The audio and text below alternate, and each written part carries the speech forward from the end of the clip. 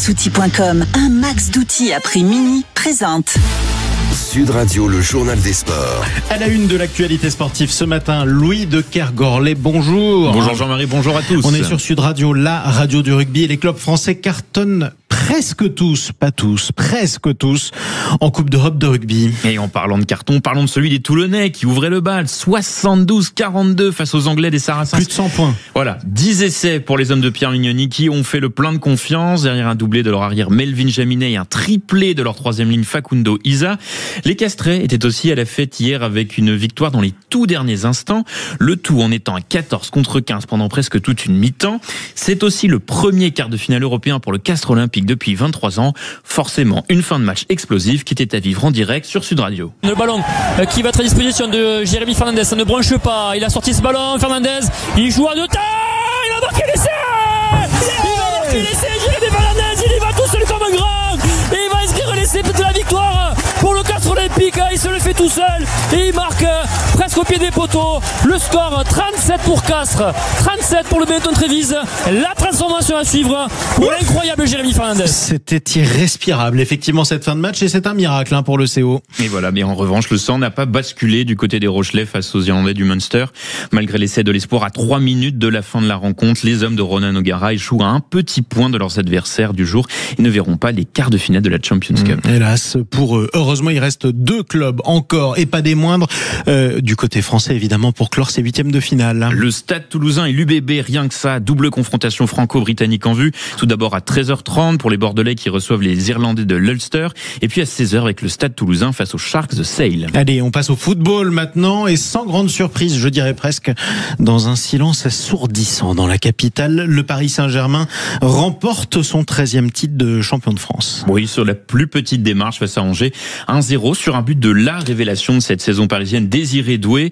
Une consécration pour cette équipe qui a su développer un jeu attrayant derrière leur entraîneur Luis Enrique. Pour autant, pas de grandes effusions pour les Parisiens, comme l'a rappelé le capitaine et 10 fois champion de France Marquinhos. On est déjà tourné vers Aston Villa, importantissime quart de finale de Ligue des Champions qui aura lieu ce mercredi à 21h. Ouais, on est champion de France, mais on pense qu'à l'Europe, quoi. On leur a compris le message.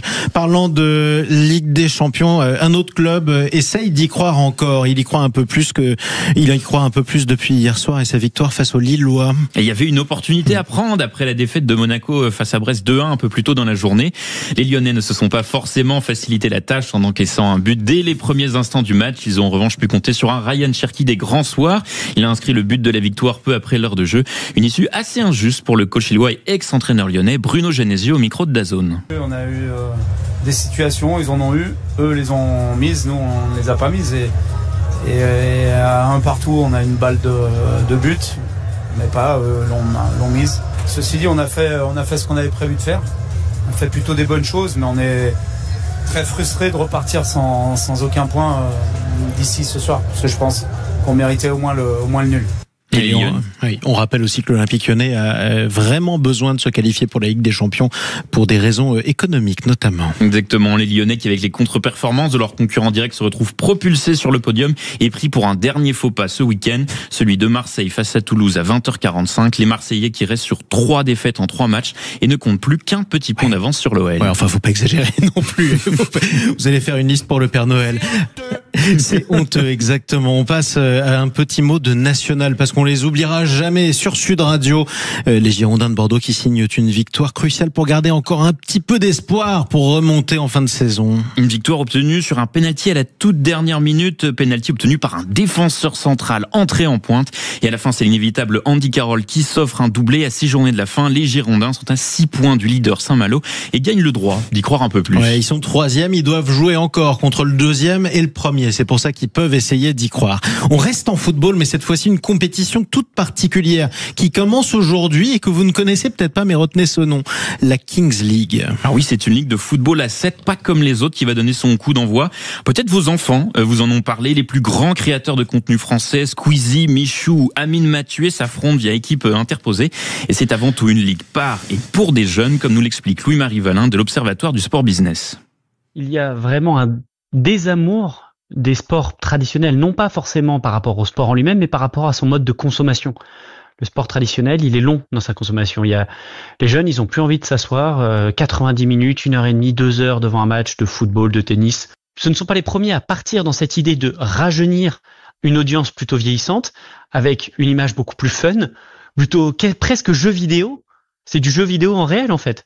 Là, ce qui se passe dans la Kings League, c'est que on peut avoir quelqu'un qui va dire ah bah tiens, pour la prochaine quart-temps, mon prochain but, il va valoir double. Ou alors bah tiens, je peux générer un penalty qui va tirer le président de mon équipe. Président qui est souvent une star, que ça soit un ancien joueur, que ça soit un youtubeur connu, qui vont ajouter du fun et de l'incertitude. C'est presque un Mario Kart sur le terrain. C'est un peu la même idée. Premier match aujourd'hui à 16h. Les rencontres seront diffusées gratuitement sur YouTube et Twitch. Oui, ce sera intéressant à suivre, comme toutes les nouvelles pratiques. On parle maintenant des amoureux du cyclisme.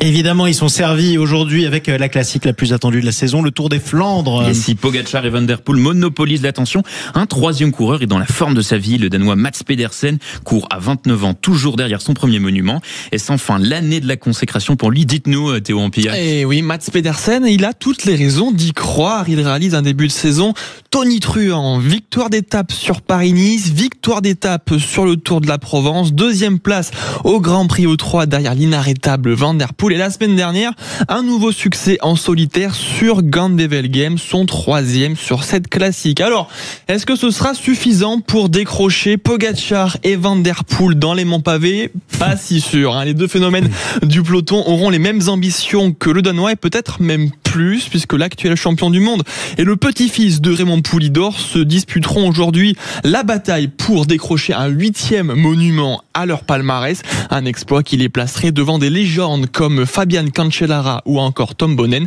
mais pas de quoi impressionner Mats Pedersen qui a prévenu en conférence de presse: je ne me suis jamais senti aussi fort que cette saison. Une chose est sûre, on devrait assister à du très très grand spectacle. Départ de la course tout à l'heure à 10h. Merci beaucoup Théo Ampillac. Merci à vous également Louis de Kergol.